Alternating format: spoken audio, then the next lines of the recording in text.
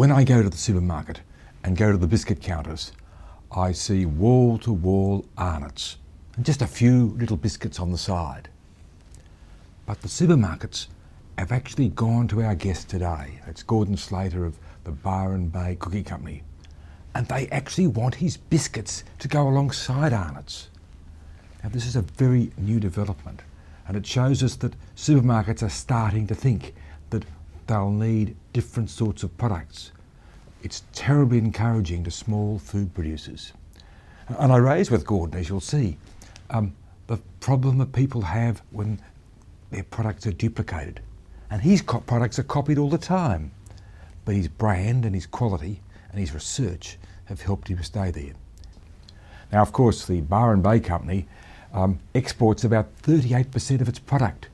And you know, that's something Arnott's have always wanted to do, but never could do it. Now, I must confess, of course, that Byron Bay is a very small company, but it does show that there is potential in the food business because people want variety. But you do have to be innovative. And of course, our guest is a bit innovative because he's an orthopaedic surgeon and practices that at the same time as being the chairman of the Byron Bay Cookie Company. Gordon, you're an orthopaedic surgeon. How on earth did you get into the cookie business? Well, it was an interesting thing. We were looking around for businesses for a number of years to buy into, and this one became available, and it was something that I'd heard about over a number of years and tasted the product. And so as soon as I heard about it, I went straight down to the bakehouse, and it went from there. We bought in and bought a small share, and then we started to accumulate shares. And you now own the whole lot? Yeah, 3 years ago we managed to get the whole show, and that was by a process that a venture capital company came in and tried to buy the business, and we were able to, through a clause in the contract, to buy it instead. So it was a great, piece of luck in a way in the end. You know, there's a rule in the food business that when you make a product and develop something, immediately you're copied. Yes. What's happened to you? Have people been copying your products? Yeah, we've been copied by pretty well everyone, and there's every time someone comes out, they always produce their 10 flavours or so, and in that group of flavours will be our top 3 selling products, which will be like the Dotty cookie, triple choc cookie, and also the white chocolate macadamia nut cookie. So they'll copy them, and some of them last for a lot of them go out of business fairly shortly. But the new guys, whenever they come in, they always copy those. The thing that was missed though is that we've developed our flavours over 20 years, so we've perfected them. And it's pretty hard to come up with perfected flavours. It takes a long time, a lot of effort and a lot of passion. So where have you been selling your cookies? How have you been marketing them? We sell to around about 9,000 cafes worldwide now. We sell through many independent organisations, so your local cafe owned by typical small business people, entrepreneurs, but we also have corporate clients, so we sell to McDonald's and Qantas and David Jones and a whole lot of bigger businesses like that. And you've duplicated that not just in Australia but around the world? That's correct. So overseas we sell to Sainsbury, Harrods, and to a number of larger, when I say larger, like 20 cafe chain businesses over in the UK, and we also sell into the US, so we sell into Whole Foods and a couple of emerging businesses like that. But you've kept right away from Woolworths and Coles. Up until this point we have, that's right, we have. Now why on earth did you do that? We did it for a number of reasons, but it was becoming, and it's great that you mentioned this thing about being copied. So in Coles and Woolworths we see that a lot of our flavours are emerging and being copied. I'm not surprised. Yeah, and then we got approached and we toyed with the idea for about 10 years. Who approached you? People from Coles initially approached us and said, we'd like to get your product in, and we were kind of against it, but we had a strategy that we'd develop a new brand at some stage, which was the Byron Bakehouse brand, and we'd modify the product. So it's an individual product styled for Coles to go into the home pantry. And Woolworths too? Well, I'm not talking about that. I think okay. That's a secret at this stage. All right. Now that means that you're going to go right up against Arnott's. They've been pretty sleepy at this stage because they've let you creep up How will you go against them, do you think? Well, I think Arnott's is a great company. I mean, they've been a great Australian company, and I like some of their products. I don't see it as like being directly against them. I think that what I would like to see is that we're developing a different category. So in Coles, we're a single serve item rather than being in where they're playing, which is, you know, in multiple unit serves. So we'll probably be different, I hope.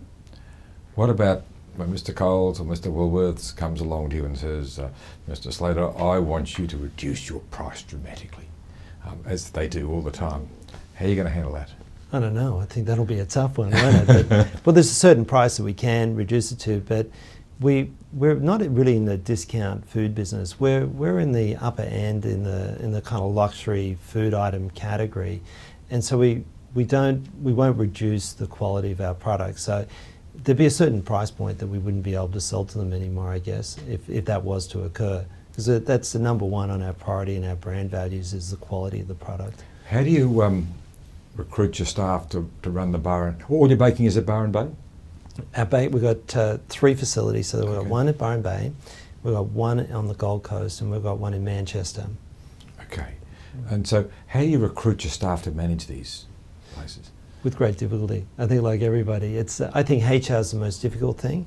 So I get involved directly in like every senior employee hire I'll be involved with. But we tend to involve HR companies to help us. We outsource that and shortlist. But with people like in the bakehouse, we do that like up at. But you want to know, they've got to be able to taste the product, haven't they? They do, yes. So they have to. The key thing is to think about like the wine industry. We've got to have a good palate, and then once they get in, we develop the palate even more. So we're always tasting food, always tasting new products that we might want to develop, new flavours, and also, of course, always checking the products that we have that they meet the standard of flavour that we want. Have you given away your orthopaedic surgery? I haven't. I still work. No, I haven't. I tend to like working, I guess. So spent a lot of years, 15, 20 years developing a skill, and I'm not ready to give that away yet. So I'm working in Edgecliff in Sydney, and I also have a little practice in Albury. So how do you manage the business? How is the business? I know you're the chairman, but how do you arrange the management of the business? Where's the CEO, and how does it all work? Right. So we've made a big change in the last couple of years when we started in the United States. We sent our then general manager here over there to start up that market because he was American. He was the obvious choice for that, and then he got promoted to managing director. And that made a lot of sense for us because to run London from Australia was really hard. It's such a long flight, and by the time you get there, you're quite tired, and then you stay there for a week and come back. So we now it made perfect sense for him to run the UK and European operation, and he comes out to Australia 3 times a year for board meetings and on the phone on other times. And what percentage of your turnover is now exported? 37% is export. Okay, so that's something Arnott's have never been able to crack. Some Tim Tams are exported, but they've never been able to become a major exporter of biscuits. What did you do they didn't do? Well, I think that we started off by developing unique flavours and taking flavours that we want over to Europe. And I think we just hit a chord with the palate in the UK and also now in the US. I think the product range that we have has just really been very popular globally with people whenever they try it. Do you market online? Yes, we do. We have an online sales. We just ratcheted up our sales. We're up 100% last month on this month and year on year. Just by revamping our website strategy just recently. And I think that's going to be an important strategy for us going forward because we have 20,000 hits on our website per month. Really? Really? So that, but at this stage, is this a percentage substantial? No, it's not as, it's an emerging thing, but still it's an important thing, and when you see the growth, you can see it won't take very long for those exponential sales growth to become a very important part of the business. If your business starts to get bigger, as a result of the supermarkets, as a result of the export effort, if you've got the money to fund it? We do. We're self-funding, so we concentrate on our net, and we're very, I guess, Scrooge-ish or Scottish in our way that we look at every dollar and every piece of capital we put in, we have to get a very quick return on investment. So we don't have flights of fancy and waste money. So we have to be very careful with our capital allocation. Have you thought of floating? Well, you sort of think about it. It's to many companies, it's the panacea to growth. And I wouldn't say that we would never do it, but I think probably on our radar would be maybe to take on a capital partner maybe over the next few years if we decide to continue on our merger and acquisition strategy. It sounds like the banks have been fairly helpful to you along the way. They Perhaps they like the taste of the biscuits. Well, look, to their credit, we've had National Australia Bank as our major bank over the last, I guess 15 years, and they've been very good to us. But like all banks now, with small business, things are tighter than what they used to be. So we've got to get a lot more creative, I think, about how we look at our capital going forward, particularly as with merger and acquisition. Now we're starting to look at bigger targets potentially, which might be, a bank funding option might be the way to go with those. Do you own your own real estate, or do you lease it? We own our own real estate, so yeah, and I kind of like that, because I think if you're going to bet on someone, the best person to bet on is yourself. So I've got a tenant that I know they're going to pay their rent every month. 5 years hence, where do you want to be?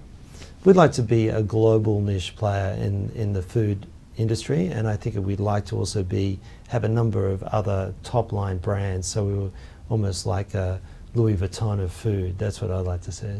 Thanks, Gordon. Thank you very much.